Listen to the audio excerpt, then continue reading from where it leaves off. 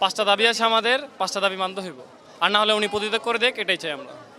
বর্তমানে আমাদের দাবি হচ্ছে শিক্ষামন্ত্রী বর্তমান যেই বন্যা পরিস্থিতি চলছে এই বন্যা পরিস্থিতির মধ্যেও শিক্ষামন্ত্রী আমাদের পরীক্ষা কার্যক্রম চালিয়ে গেছে। আমরা 3 দফা দাবি রেখেছি। একটি হচ্ছে দুর্যোগের প্রাদুর্ভাব পুরোপুরি শেষ না হওয়া পর্যন্ত আমাদের পরীক্ষা স্থগিত রাখতে হবে, এবং কারণ সারা দেশে আমরা জানছি এখন দুর্যোগ প্রবণ একটা পরিস্থিতি বিরাজ করতেছে, এবং আমাদের চট্টগ্রামে যেসব ভাইয়েরা আছে তারা হচ্ছে এই দুর্যোগের মধ্যে পরিস্থিতি দিতে পারছে না। ইভেন আমরা ঢাকাতেও দেখতে পাচ্ছি যে জলাবদ্ধতার সৃষ্টি হয়েছে, আমাদের ফার্মের এরিয়া সহ বিভিন্ন আমাদের গুরুত্বপূর্ণ জায়গাতে পানি উঠে গেছে, এবং এর মধ্যে শিক্ষার্থীরা ভিজে ভিজে পরীক্ষা দিতে আসতেছে। এবং আমার কিছু শুভাকাঙ্ক্ষী এবং আমার হচ্ছে ফ্রেন্ডরা তারা হচ্ছে আপনার এইসব ভিজে পরীক্ষা দিতে আসতেছে, এবং অর্ধ শরীর ভিজে কেউ কখনো পরীক্ষা দিতে পারে না, মাথা ঠিক থাকে না।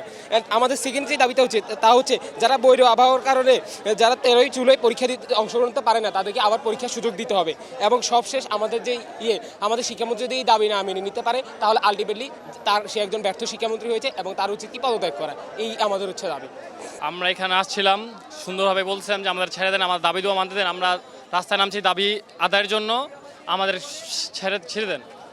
তখন ওনারা ব্রেকেট দিয়ে আটকাই দিচ্ছে, আমরা ব্রেকেট পুশ করার চেষ্টা করছি, ওনারা উল্টা পুশ করে আহত করে দিচ্ছে। আমাদের যুক্তি ছাড়ছেও না এখন পর্যন্ত ওনারা। দাবিটা কতটা যৌক্তিক আর কেন এরকম হচ্ছে? যৌক্তিক বলতে আমাদের সম্পূর্ণ যৌক্তিক এটা। পাঁচটা দাবি আছে আমাদের, পাঁচটা দাবি মানতে হইব, আর না হলে উনি পদত্যাগ করে দেখ, এটাই চাই আমরা। আমাদের চাও একটাই, না হলে দাবি মানুক, না হলে পদত্যাগ করে দেখ।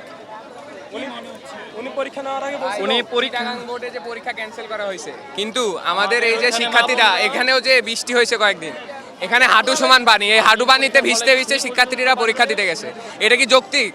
এটা কোনো মানে যুক্তির ভিতর পড়ে? আপনি বলেন।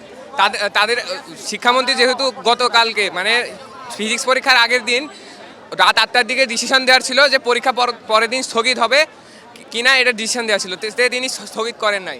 সব জায়গার পরিস্থিতি এমন, শিক্ষার্থীরা ভিজে ভিজে মানে অসুস্থ হয়ে এমনভাবে পরীক্ষা দিতে গেছে, তারা পরীক্ষা যায় লিখতে পারে না, অনেকে অসুস্থ হয়ে বা তাদের জ্বর আসা পড়ছে, এরকম আর কি।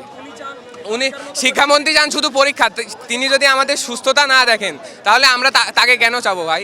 আমরা চাই তার পদত্যাগ। হয়তো তিনি আমাদের দাবি মানুক, না হলে আমরা আমাদের হলো পদত্যাগ করে দিই।